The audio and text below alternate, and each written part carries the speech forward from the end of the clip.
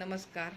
Corona व्हायरसमुळे जी आपत्कालीन परिस्थिती ओढवली आहे, त्याला घाबरून न जाता त्यावर यशस्वीरित्या मात करण्यासाठी पुणे येथील इझी टेस्ट ॲपच्या माध्यमातून स्टडी फ्रॉम होम हा उपक्रम राबविण्यात आलेला आहे. विद्यार्थ्यांचे शैक्षणिक नुकसान न व्हावे हा त्यामागचा हेतू. मी कुमारी अर्चना निमकाळे, श्री शिवाजी विद्यालय अकोला येथे शिक्षिका आहे. विद्यार्थ्यांना ऑनलाईन व्हिडिओच्या लेक्चरच्या माध्यमातून इतिहास या विषयाचे प्रकरण 7वे खेळ आणि इतिहास घेऊन आली आहे. व्हिडिओ लेक्चरमध्ये घेतलेल्या चॅप्टरबाबत आपले प्रश्न असतील तर आपण ते इझी टेस्ट ॲपमध्ये टाईप करून पाठवू शकता. नमस्कार, मी अर्चना. आज मी वर्ग 10वीचा इतिहास हा विषय घेऊन आली आहे. प्रकरण 7वे खेळ आणि इतिहास. पहा विद्यार्थी मित्रांनो, आपल्यातील अनेक विद्यार्थ्यांना इतिहास हा विषय कंटाळवाणा वाटतो, म्हणून मी तुम्हाला गोष्टी रूपात सांगणार आहे. सर्वप्रथम खेळ आणि इतिहास म्हणजे काय पाहूया. मनोरंजन व शारीरिक व्यायाम यासाठी केली जाणारी कोणतीही कृती म्हणजे खेळ. खेळाचा इतिहास हा माणसा एवढा जुना आहे, कारण खेळणे ही माणसाची नैसर्गिक प्रवृत्ती आहे. मानवाच्या प्रारंभीच्या काळात विविध प्रकारचे खेळ खेळले जातात. शिकार हा असा उदरनिर्वाहाचा मार्ग होता, तसाच तो खेळ व मनोरंजनाचा एक भाग होता. भारतातील प्राचीन साहित्यात आणि महाकाव्यामधून द्वित, कुस्ती, रथाच्या आणि घोड्याच्या शर्यती आणि बुद्धिबळ यांचे उल्लेख येतात. खेळांचे महत्त्व. खेळाला आपल्या जीवनात महत्त्वाचे स्थान आहे. जीवनातील व्यथा आणि चिंता विसरायला लावण्याचे सामर्थ्य खेळामध्ये आहे. मनाला विरंगुळा देणे आणि मन ताजेतवाने करण्याचे काम खेळ करतात. ज्या खेळात भरपूर श्रम किंवा शारीरिक हालचाली कराव्या लागतात, त्या खेळांमुळे खेळाडूंचा व्यायाम होतो. शरीर काटक व बळकट बनवण्यास खेळ मदत करतात. खेळामुळे मनोधैर्य, चिकाटी, खेळाडूपणा इत्यादी गुणांची वाढ होते. सांघिक खेळ खेळल्यामुळे आपापसात सहकार्य, संघभावना वाढीस लागते आणि नेतृत्व गुणांचा विकास होतो. खेळाचे प्रकार. खेळाचे बैठे आणि मैदानी असे 2 प्रकार आहेत. बैठे म्हणजे बसून खेळायचे खेळ. उदाहरणार्थ बुद्धिबळ, पत्ते, सोंगट्या, कॅरम, काचकवड्या हे खेळ कोठेही बसून खेळता येतात. सागरगोटे हा बैठा खेळ प्रामुख्याने मुली खेळतात. भातकुली हा खेळही लहान मुलींचा समजला गेला असला तरी त्यात घरातील सर्वजण सामील होऊ शकत. विशेषतः भाऊला भाऊलीचे लग्न हा एक कौटुंबिक आनंदाचा सोहळा असे. मैदानी खेळ. मैदानी खेळामध्ये देशी आणि विदेशी खेळ असे प्रकार आहेत. देशी खेळामध्ये लंगडी, कबड्डी, आट्यापाट्या, खो खो इत्यादी खेळांचा समावेश होतो. मुलांमुलींमध्ये गोट्या, लगोरी, विटीदांडू, भिंगऱ्या, भोवरे, फुगडी, झिम्मा, लंगडी असे खेळ लोकप्रिय आहेत. विदेशी मैदानी खेळात बॅडमिंटन, टेबल टेनिस तसेच hockey, cricket, football, golf, polo इत्यादी खेळांचा समावेश होतो. मैदानी खेळामध्ये धावण्याच्या शर्यती जगभर लोकप्रिय आहेत. यात 100 मीटर, 200 मीटर, मॅरेथॉन आणि अडथळ्याच्या शर्यती याचा समावेश होतो.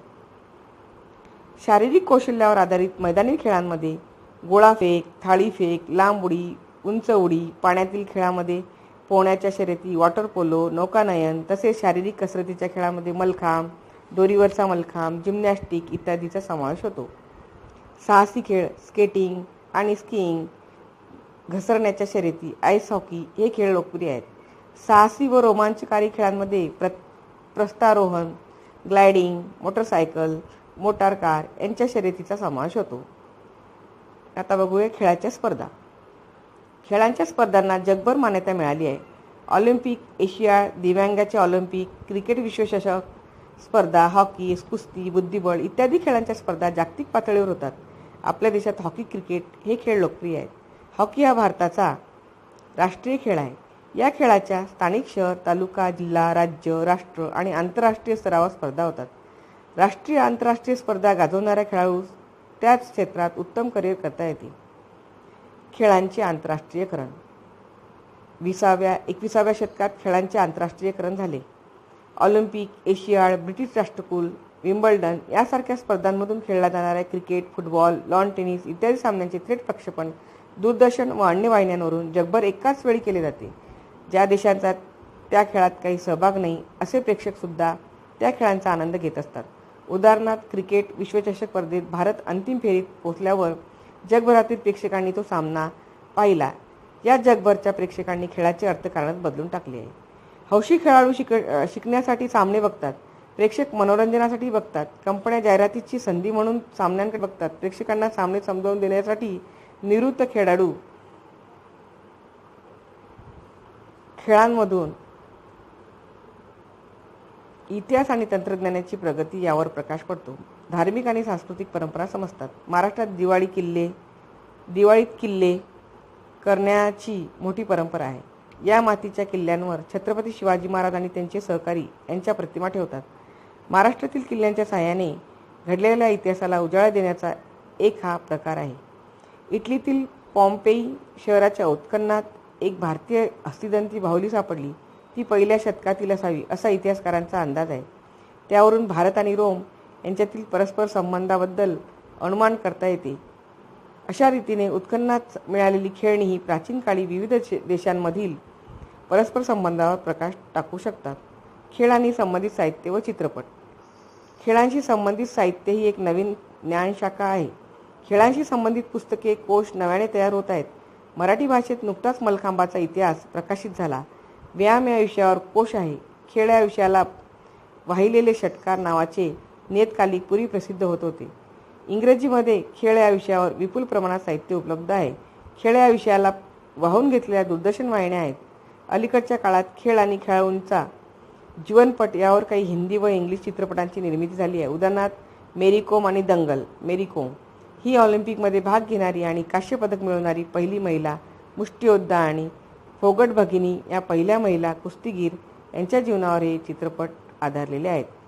चित्रपट बनवताना चित्रपटाचा कालखंड, त्या काळातील भाषा, पेहराव, सामान्य जनजीवन या सगळ्यांचा सखोल अभ्यास करावा लागतो. या गोष्टींचा सखोल अभ्यास करणे इतिहासाच्या विद्यार्थ्यांना शक्य असते. कोशागारात वा वर्तमानपत्रे खेळ आणि इतिहास या गोष्टी बरोबर पाहता भिन्न वाटल्या तरी सुद्धा त्याचा निकटचा संबंध आहे. इतिहासाच्या विद्यार्थ्यांना क्रीडा क्षेत्रात अनेक संधी आहेत. ऑलिम्पिक किंवा एशियाड सामने किंवा कोणत्याही स्वरूपाची राष्ट्रीय व आंतरराष्ट्रीय स्पर्धा संदर्भातील लेखन, समीक्षा करण्यासाठी इतिहासाच्या जाणकारांची मदत घ्यावी लागते. खेळांच्या स्पर्धा सुरू असताना त्याबद्दल समीक्षापूर्ण निवेदन करण्यासाठी तज्ज्ञांची आवश्यकता असते. या तज्ज्ञांना खेळाचा इतिहास, मागील आकडेवारी, खेळातील विक्रम, गाजलेले खेळाडू, खेळासंबंधीची ऐतिहासिक आठवण अशा गोष्टींची माहिती देणे गरजेचे असते. यासाठी इतिहास उपयुक्त ठरतो. दूरदर्शनवरून हॉकी, क्रिकेट, फुटबॉल, कबड्डी, बुद्धिबळ इत्यादी खेळांच्या सामन्यांचे प्रत्यक्ष सामना चालू असतानाचे प्रक्षेपण चालू असते. विविध वाहिन्यांमुळे या खेळासंबंधी नोंदी ठेवणाऱ्यांना महत्त्व प्राप्त झाले आहे. खेळाशी संबंधित असणाऱ्या वाहिन्या 24 तास सुरू असतात. त्यामुळे या क्षेत्रात रोजगाराच्या अनेक संधी उपलब्ध आहेत. खेळांच्या स्पर्धांमध्ये पंचाची आवश्यकता असते. पंच म्हणून पात्रता प्राप्त करण्यासाठी परीक्षा असतात. अशी पात्रता प्राप्त केलेल्या पंचांना जिल्हा, राज्य, राष्ट्रीय आणि आंतरराष्ट्रीय स्तरावर काम करण्याची संधी मिळते. सरकारी आणि खाजगी पातळीवरून खेळांना उत्तेजन देण्याचे प्रयत्न चालू आहेत. खेळाडूसाठी शिष्यवृत्तीची व्यवस्था करण्यात आली आहे. सरकारी आणि खाजगी आस्थापनांमध्ये खेळाडूंसाठी राखीव जागा ठेवण्यात आल्या आहेत. सर्वप्रथम सर्व विद्यार्थ्यांना ऑल द बेस्ट. तुम्ही 2 दिवसामध्ये या पाठावर प्रभुत्व मिळवणार हे मी ठामपणे सांगू शकते. बघा, एक सुभाषित आहे, माझा प्रयत्न इतरांपेक्षा श्रेष्ठ असला पाहिजे असं नाही, पण जो मी काल होतो त्यापेक्षा आज अधिक चांगला हवा. Please stay at home. Thank you.